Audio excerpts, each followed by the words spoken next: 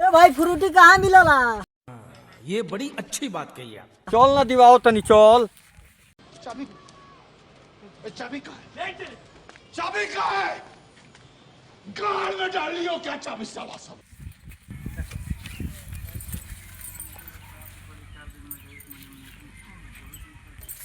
ए भौजी कहा जी?